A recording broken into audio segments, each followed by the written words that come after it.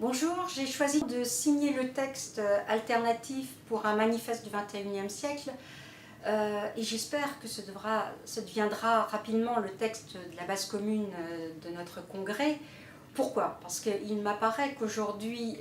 on a des défis énormes à relever, des défis, en citer que quelques-uns, sur l'écologie, l'avenir de la planète, qui sont des défis existentiels, des défis concernant le travail, les inégalités de toutes sortes, hommes, femmes, des discriminations, la situation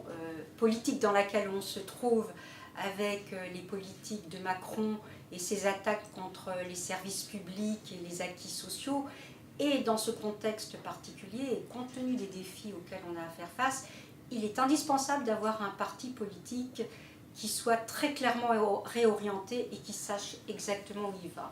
Or, depuis que je suis élue au CN, je constate qu'on est arrivé à faire des renoncements, des effacements successifs, notamment aux élections présidentielles, alors que j'avais été élue dans un congrès où il avait été clairement décidé de choisir un candidat communiste. Cette option a été très vite mise de côté et alors qu'il devait y avoir des débats, il est apparu que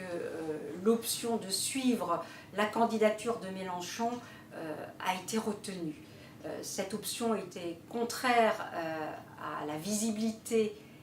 et au caractère audible du Parti communiste, dans la mesure où, évidemment, les propositions, contrairement à ce qu'on nous a fait croire, de Jean-Luc Mélenchon, ne recoupaient absolument pas les propositions du Parti communiste. Ce sont des propositions qui, en matière notamment d'économie, n'ont rien à voir avec une position